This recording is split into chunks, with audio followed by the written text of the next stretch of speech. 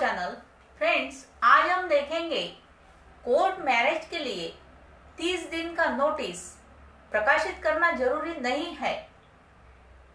Allahabad high court का अहम फैसला, घर पर नोटिस भेजना क्यों है जरूरी।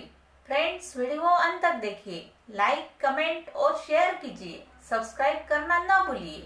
तो चलिए जानेंगे इलाहाबाद हाईकोर्ट के फैसले के बारे में। कोर्ट मैरिज के लिए 30 दिन की नोटिस जरूरी है या नहीं, तो चलिए जानेंगे कोर्ट मैरिज कौन करना चाहता है। यानी कि कोर्ट मैरिज यानी रजिस्टर्ड मैरिज। भारत में जहां शादी ब्याह में लाखों रुपए खर्च किए जाते, वहां कोर्ट मैरिज सिर्फ चंद हजार में कर ली जाती है और यह बात किसी के गले नहीं उतरती।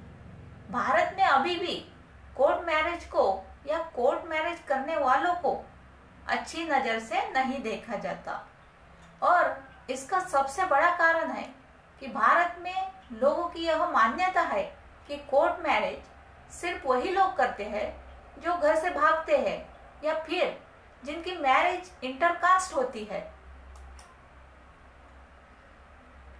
ऐसे में इलाहाबाद हाईकोर्ट का जजमेंट और भी अहम हो जाता है, जिसमें फैसला सुनाते हुए यह माना कि स्पेशल मैरिज एक्ट 1954 की धारा 6 यानी कि सेक्शन 6 के तहत नोटिस पब्लिश करना और धारा 7 यानी कि सेक्शन 7 के तहत उस शादी पर किसी तरह की आपत्ति को आमंत्रित करना गोपनीयता के अधिकार का उल्लंघन होता है।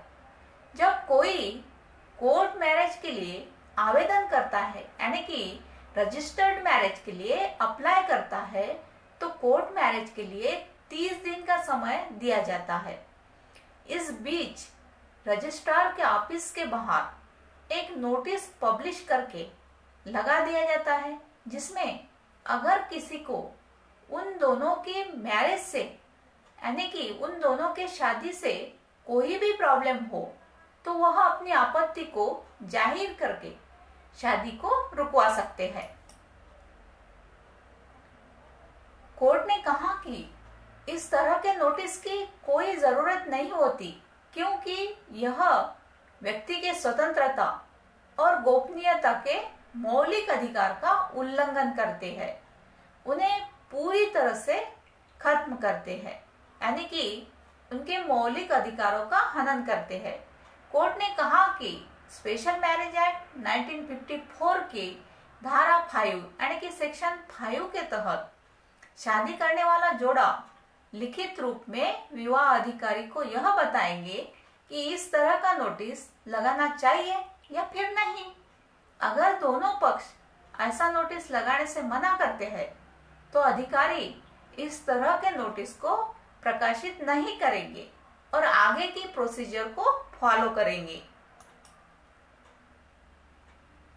लेकिन अधिकारी को यह अधिकार है कि वह दोनों पक्षों की जांच पड़ताल करे, जैसे कि उनकी पहचान करना, उम्र का पता करना, लीगल सहमति है या नहीं जैसी बातों से पूरी तरह से संतुष्ट न होने पर उनमें प्रमाण पत्रों की मांग भी कर सकते हैं। अब क्या था मामला? कोर्ट ने एक बंदी प्रत्यक्षीकरण याचिका दायर की गई थी।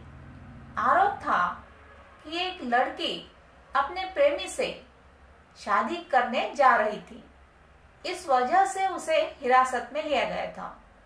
दोनों अलग धर्मों से संबंधित है, दोनों अलग अलग धर्मों के हैं।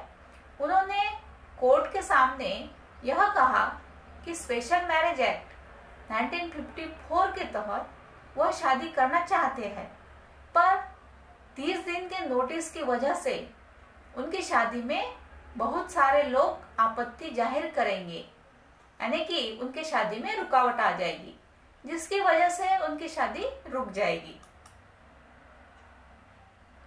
उन्होंने कहा कि इस तरह का नोटिस गोपनीयता के अधिकार का उल्लंघन है, यानी कि उनके मौलिक अधिकार का उल्लंघन है। इन सभी बातों को ध्यान में रखते हुए कि कोर्ट में इस तरह का फैसला सुनाया और कहा कि किसी भी व्यक्तिगत कानून के तहत इस तरह के विवाह के लिए किसी भी तरह की नोटिस को, प्रकाशन या आपत्ति को आमंत्रित करने की बिल्कुल ही जरूरत नहीं होती। स्पेशल मैरिज एक्ट 1954 के ऊपर यह था।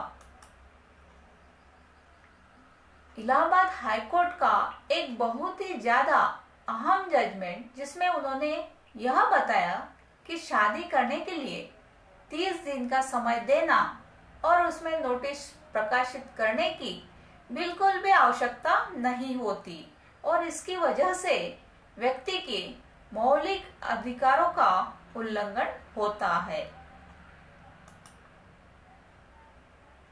Thank you friends.